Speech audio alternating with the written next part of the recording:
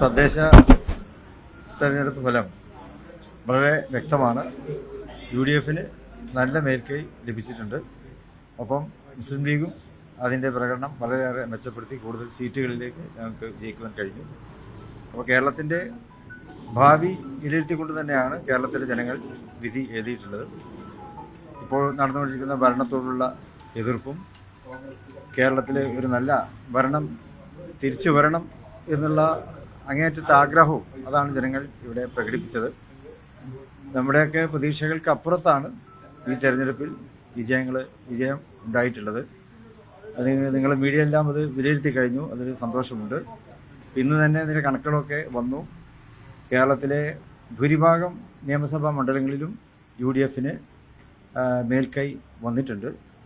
ഏതാണ്ട് 80ഓളം സീറ്റുകളിൽ ഞങ്ങൾ മുന്നിട്ട് നിൽക്കുകയാണ്. ഇത് നല്ലൊരു പ്രതീക്ഷയാണ്. വരാനിരിക്കുന്ന അസംബ്ലി തെരഞ്ഞെടുപ്പിലേക്കുള്ള ഒരു നല്ല ചൂണ്ടുപലകയാണ്.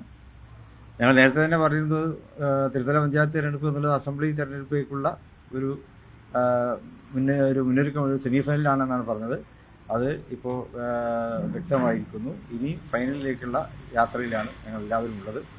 UDFന്റെ അടിത്തറ ഭദ്രമാക്കുക എന്നുള്ളത് കൂടി ഈ അവസരത്തിൽ UDFിലെ ഘടകകക്ഷികളും കോൺഗ്രസ് അടക്കമുള്ള അടക്കമുള്ള കക്ഷികളൊക്കെ അത് ആഗ്രഹിക്കുന്നുണ്ട്. തെക്കൻ കേരളത്തിലും വടക്കൻ കേരളത്തിലും മലബാറിലൊക്കെ ഒരേപോലെ ജനങ്ങൾ UDFനോടൊപ്പം നിന്നിട്ടുണ്ട്. അതുകൊണ്ട് കൂടുതൽ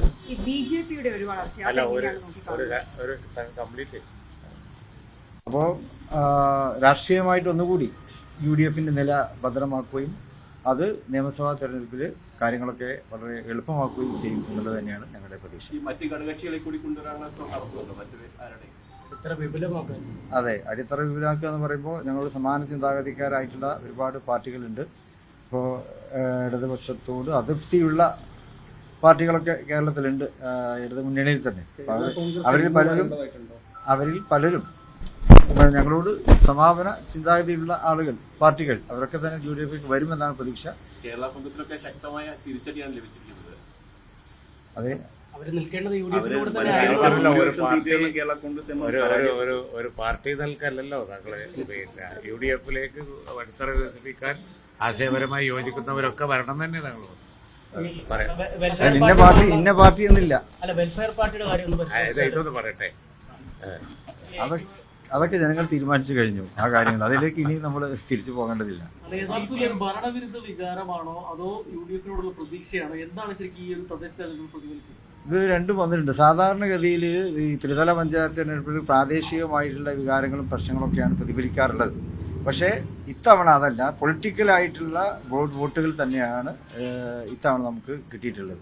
ജനങ്ങളൊക്കെ വളരെ രാഷ്ട്രീയ പ്രബുദ്ധത കൈവരിച്ചു. അത് അവർ വ്യക്തമാക്കുകയും ചെയ്തു. അവരൊക്കെ കേരളത്തിന്റെ ഭാവിയിൽ പ്രതീക്ഷയുള്ളവർ, പ്രത്യേകിച്ച് പുതിയ തലമുറ, അവരാണ് UDFന് കൂടുതൽ വോട്ട് ചെയ്തതെന്നാണ് ഞങ്ങൾ വിശ്വസിക്കുന്നത്. അതുപോലെ തന്നെ സ്ത്രീ സമൂഹവും മൊത്തത്തിൽ വിശ്വാസി സമൂഹം ഒന്നടങ്കം UDFനെ ഇഷ്ടപ്പെടുന്നുണ്ട്. അവർ UDF തന്നെ അധികാരത്തിൽ വരണം എന്ന് ആഗ്രഹിക്കുന്നുണ്ട്. അതിൻ്റെയൊക്കെ ഒരു വലിയ ഫലമാണ് ഇപ്പോൾ നമുക്ക് ഉണ്ടാക്കുവാൻ കഴിയും. അല്ല, ഒരു മിനിറ്റ് പറഞ്ഞോട്ടെ. താങ്കൾ പറഞ്ഞതിന്റെ ഇപ്പൊ തന്നെ വളരെയധികം സീറ്റുകളിൽ UDF മുമ്പിലാണ്. കൂടുതൽ UDFന്റെ അടിത്തറ ഭദ്രമാക്കാൻ ആശയപരമായി യോജിക്കുന്നവർ UDFുമായിട്ട് യോജിക്കണം. അങ്ങനെ UDFനെ സംബന്ധിച്ചിടത്തോളം അടുത്ത അസംബ്ലി ഇലക്ഷൻ ഒരു 0 റിസ്ക് ഇപ്പൊ തന്നെ ഭദ്രമാണ്, കൂടുതൽ ഭദ്രമാവും. അതിനുവേണ്ടി ആശയപരമായി യോജിക്കുന്നവർ വരണം എന്നാണ് താങ്കൾ പറഞ്ഞതിന്റെ ചുരുക്കം. നമ്മൾ ഒരുപാട് ചോദ്യങ്ങൾ ഒപ്പം ചോദിച്ചിട്ട് എന്റെ ഫോക്കസ് മാറണ്ടെന്ന് വിചാരിച്ച് ഞാൻ പറഞ്ഞു.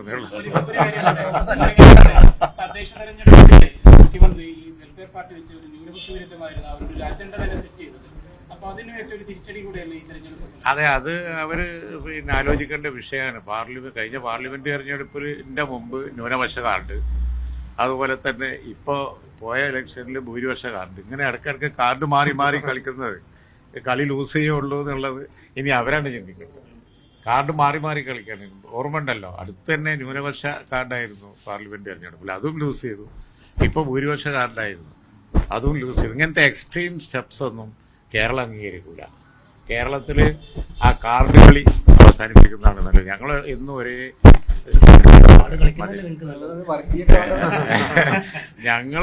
ഞങ്ങളത്രയും തങ്ങൾ ആവർത്തിച്ച് പറഞ്ഞല്ലോ, ഞങ്ങൾ മതേതര സ്റ്റാൻഡ് എടുത്തേ മുമ്പ് ഞങ്ങൾ ഈ കാർഡ് കളിയിൽ ഞങ്ങളില്ല. BJPക്ക് ആ പറയുന്ന മുന്നേറ്റം കേരളത്തിൽ ഇല്ലല്ലോ. ഇപ്പൊ തൃശ്ശൂർ ലോക്സഭാ സീറ്റ് ജയിച്ചു. ഇവിടെ തങ്ങൾ പറഞ്ഞ അസംബ്ലി സീറ്റിന്റെ ഒരു കാര്യം എടുത്ത് നോക്കുകയാണെങ്കിൽ തൃശ്ശൂർ ജില്ലയിൽ ഒരൊറ്റ അസംബ്ലി സീറ്റ് അവർ ലീഡ് ചെയ്യുന്നില്ല. BJPക്ക് ആ പറയുന്ന മുന്നേറ്റം ഇല്ല.